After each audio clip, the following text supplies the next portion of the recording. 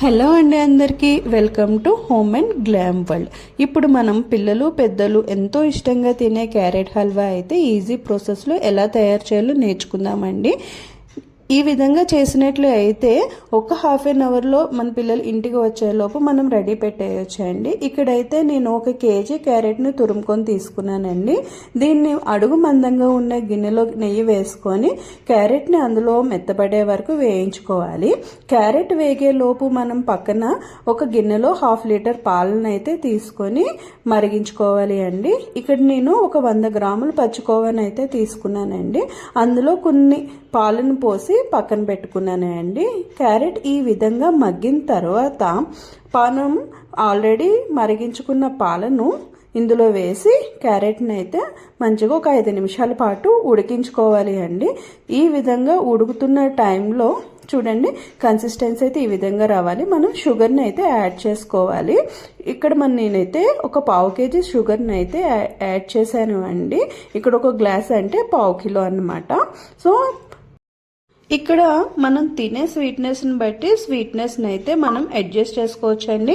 తక్కువ తినే వాళ్ళు తక్కువ యాడ్ చేసుకోండి, ఇంకా స్వీట్నెస్ కావాలనే వాళ్ళు ఇంకా స్వీట్ అయితే యాడ్ చేసుకోవచ్చు. కన్సిస్టెన్సీ ఇలా పాకం వచ్చిన విధంగా అయితే అవుతుందండి ఒక 2-3 నిమిషాల్లో. ఈ టైంలో మనం పక్కన పెట్టుకున్న కోవాని అయితే అందులో అయితే యాడ్ చేసుకొని కలుపుకోవాలి అండి. ఈ కోవాని లేకపోతే మీరు స్కిప్ చేయొచ్చు అండి. కోవా లేని వాళ్ళు ఏం చేస్తారు అంటే ఫుల్ ఫ్యాట్ మిల్క్ని అయితే తీసుకోండి. నేను ఇక్కడ టోన్డ్ మిల్క్ని అయితే తీసుకున్నాను కాబట్టి నేనైతే పచ్చికోవాని యాడ్ చేశాను. పచ్చికోవాని యాడ్ చేయడం వల్ల ఏంటంటే మనకి స్వీట్ స్టాల్ టేస్ట్ అయితే వస్తుందన్నమాట. ఈ విధంగా కన్సిస్టెన్సీ వచ్చిన తర్వాత 1 స్పూన్ యాలకుల పొడి అయితే మనం ఇందులో యాడ్ చేసుకోవాలి అండి. దీనివల్ల అయితే మనకి మంచి ఫ్లేవర్ వస్తుంది. దీని తర్వాత మనకి నచ్చిన అన్ని డ్రై ఫ్రూట్స్ అయితే నేతిలో వేయించుకొని పక్కన పెట్టుకొని ఇందులో అయితే మిక్స్ చేసుకోవాలి అండి. ఈ విధంగా మిక్స్ చేసుకున్న తర్వాత ఒక 2 నిమిషాలు స్టవ్ మీద ఉంచి స్టవ్ దగ్గర పడిన తర్వాత ఆఫ్ చేసేసుకోవడమే.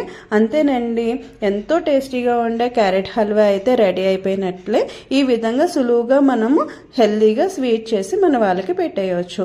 నా వీడియో మీకు నచ్చినట్లయితే మీ ఫ్రెండ్స్ అండ్ ఫ్యామిలీ మెంబర్స్కి అయితే షేర్ చేయండి, సబ్స్క్రైబ్ కూడా చేయండి. నాకు చాలా సపోర్టివ్గా ఉంటుంది. థ్యాంక్స్.